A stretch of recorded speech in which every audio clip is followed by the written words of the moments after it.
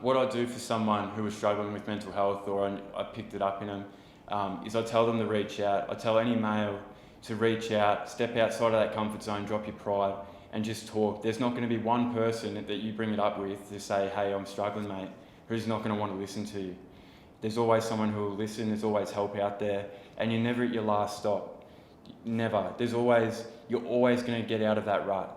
No matter where you're at in a time and space, how bad that time is, how bad you think that situation is, time always passes, and you always get out of that rut, no matter what, no matter how bad thing is, no matter how bad chemo is, no matter how bad recovery is from brain operations and being in comas or anything like that.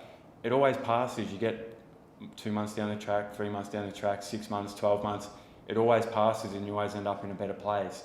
And the first step is by reaching out, dropping your pride and talking to someone about your issues. Yeah. I think you really recognise, and I've harped on about it before, but who are your true mates? Who are the ones you can speak up to and you can bounce stuff back and forth off?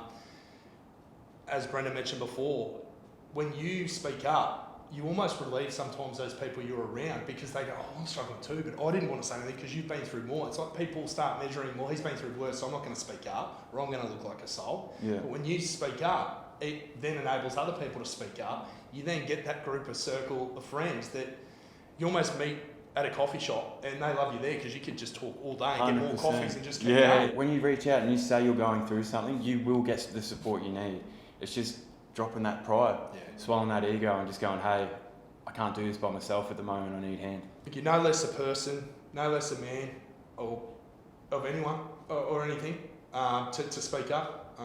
And all you're doing is, especially with young children, is you're highlighting to them that it's okay to, well, it's not weak to speak, it's okay to speak up when you're struggling, and you become a stronger person. You absorb more and more coping mechanisms to continue on, and when something else happens, you just go, oh, yeah, well, I know what's happening here because I've already spoken about it, I can deal with it from here. It's just, you're almost problem solving, or gathering tools. It's like you've gone to Bunnings when you're talking to your mates and you've got all these tools you might not need yet, but you go, well, that's on sale, I'll grab that.